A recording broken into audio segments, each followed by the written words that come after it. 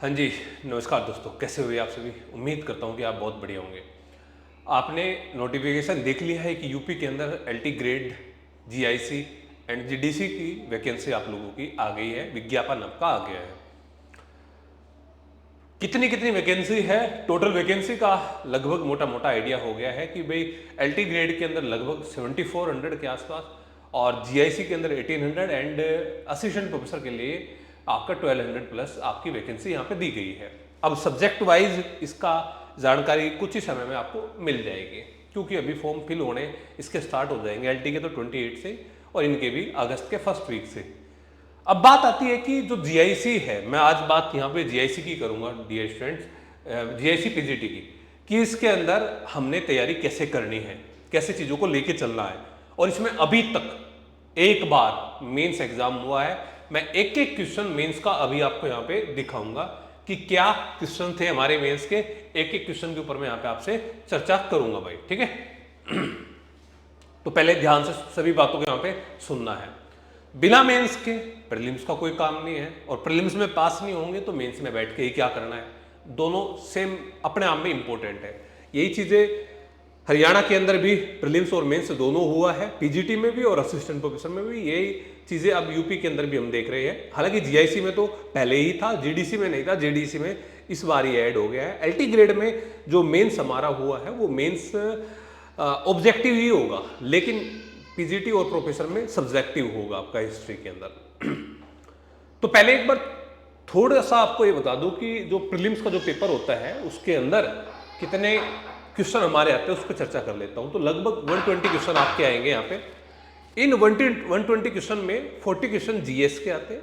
जो 40 question GS के आपके आएंगे उसमें आपका political science, geography, economics, environment, current affair, reasoning, है ना, या फिर साइंस, ये जो सभी पार्ट है इसके अंदर 4-4-5-5 क्वेश्चन इन सभी से हमारे बनते हैं। जैसे कि पेपर फर्स्ट में नेट की बात करूं, उसमें अलग यूनिट है, 4-4-5-5 क्वेश्चन सभी जगह से बनते हैं। तो इसी प्रकार से यहाँ पर भी आपके 4-4-5-5 क्वेश्चन बनते हैं इन सभी से। Basic geography, basic environment, basic history या बेसिक जो है पोल साइंस, साइंस और जो है आपका रीजनिंग, बेसिक क्वेश्चन आते हैं 40, है ना।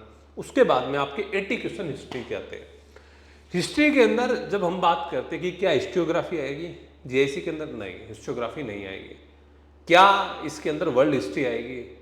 तो पिछले पेपर के अकॉर्डिंग अगर देखूँ तो नहीं आएगी, पिछले पेपर के अनुसार तो वर्ल्ड हिस्ट्री। तो फिर क्या आएगा? सिर्फ और सिर्फ आपका इंडियन हिस्ट्री आएगा।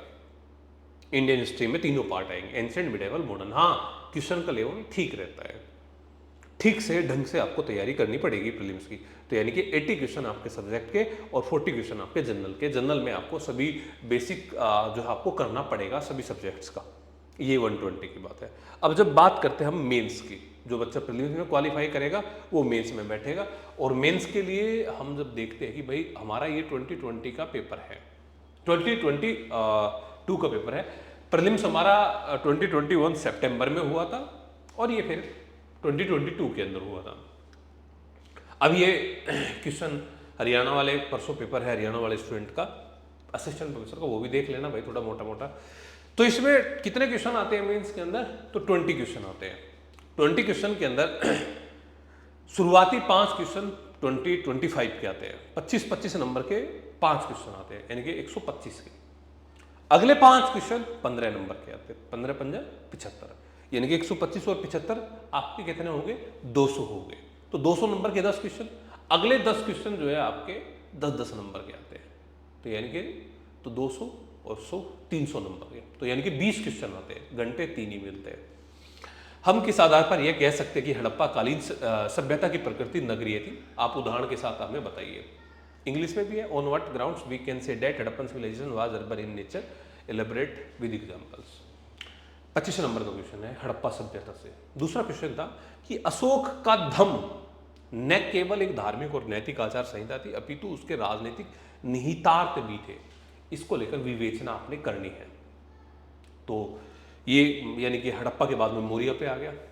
मुगल साम्राज्य के पतन और विखंडन के लिए उत्तरदायी कारणों का निरूपण कीजिए। सीधा फिर ये मिडिवल हिस्ट्री के अंदर मुगल काल के अंदर आया, इसके पतन और विखंडन के लिए कारणों में बताने।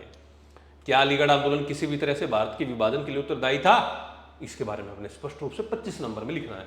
अब 25 नंबर में लिखना है तो कितने वर्ड्स में आपको लिखना होगा, मोटा मोटा आपको क्या आइडिया है इसका? तो मोटा मोटा जब आप 25 नंबर में आप लिखते हैं तो भाई आपको लगभग 350 वर्ड्स में आपको लिखना पड़ेगा आंसर। महात्मा गांधी ने भारतीय स्वतंत्रता संघर्ष को प्रजातांत्रिक मूल्यों पर आधारित एक जन आंदोलन में परिवर्तित कर दिया, तो उस पर टिप्पणी करनी है हमने। मैं अभी आपको अपने नोट्स दिखाऊंगा, जो नोट्स पढ़ के हरियाणा के अंदर लगभग 100+ बच्चे पीजीटी सिलेक्ट हुए अभी लास्ट टाइम पीरियड के अंदर, और अभी मेंस में परसों बैठने जा रहे हैं। 6ठी शताब्दी ईसा पूर्व के अंदर बौद्ध धर्म के उदय के कारणों की विवेचना करिए। 6ठी शताब्दी ईसा पूर्व में बौद्ध धर्म के कारणों की विवेचना करिए, इस पे क्वेश्चन था। शेरशाह सूरी के शासनकाल में, ये 15-15 नंबर के, शेरशाह सूरी के शासनकाल में भूमि राजस्व व्यवस्था के प्रमुख लक्षणों की विवेचना आपने करनी है। ये शॉर्ट में है, उधर थोड़ा सा चीजें एग्जाम्पल के साथ आपको बतानी थी। यहां पर भी 15 में भी लगभग आपको कि 200 वर्ड प्लस में आपको आंसर लिखना है भाई। भारतीय स्वतंत्रता आंदोलन के दौरान ग्रामपंथियों के उत्कर्ष को आपने समझाना है। Explain the rise of extremist during the Indian national freedom movement. अच्छा, ये गजेंद्र नहीं है, ये राजेंद्र है भाई ना, कि राजेंद्र चोल प्रथम की उपलब्धियों की विवेचना आपने करनी है। राजेंद्र चोल प्रथम की उपलब्धियों की विवेचना आपने करनी, बताना है, जो चोल शासक था कि क्या क्या उनकी अचीवमेंट्स थी। लॉर्ड कॉर्नवालिस द्वारा किए गए सुधारों के विशिष्ट लक्षणों का परीक्षण कीजिए। कॉर्नवालिस के द्वारा जो जुडिशरी के अंदर जो इम्प्लीमेंट्स हुए उनको आपने बताना है यहाँ पे। बस ये मैं आपको एक फ्रेम दिखा रहा हूँ, यहाँ पे एक्सप्लेन नहीं, एक्सप्लेन करने के लिए मैं अलग से वीडियो लेके आऊँगा, इसकी पूरा एक्सप्लेन करूँगा आपको। उत्तर भारत की ताम्रपाषाणी संस्कृतियों की संक्षिप्त में टिप्पणी करनी। उत्तर भारत यानी कि राजस्थान के अंदर या फिर उत्तर प्रदेश और बिहार के अंदर जो भी हमारी ताम्रपाषाणी संस्कृति मिली उस पर टिप्पणी करनी है। वेदांग से आप क्या समझते हैं? What do you understand by Vedang?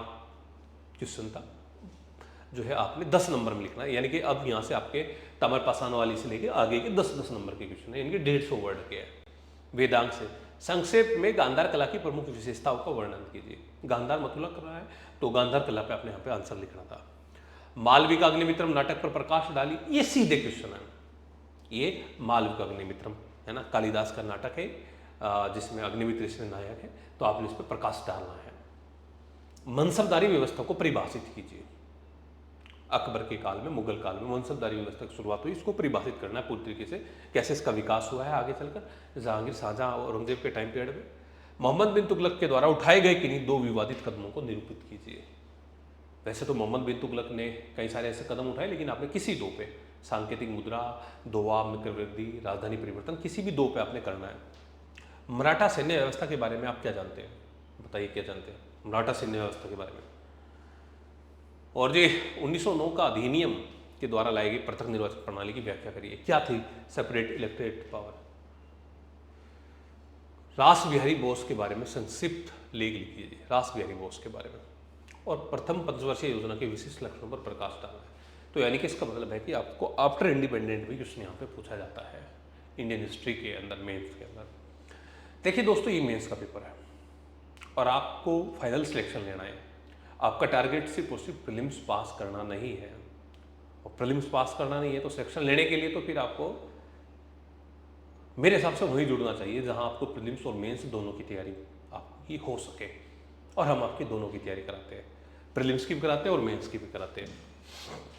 आप एक बार एप्लीकेशन ज्वाइन करिए learn history by Chauhan sir, और वहाँ पे आप अपने कोर्सों को देख लेना।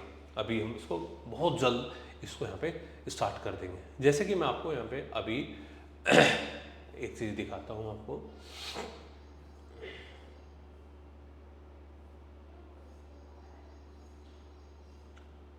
मान लीजिए कोई भी एक यूनिट उठा के देख लेते हैं, जो हमारे नोट्स हैं, आपको प्रॉपर सिलेबस के अकॉर्डिंग नोट्स हमारे मिलेंगे, है ना। ये यहाँ दे देंगे, जैसे कि इससे पहले भी हाँ है, जैसे 1909 का ही आ गया, 1919 है ना, तो मॉन्टेग्यू चैम्सफोर्ड।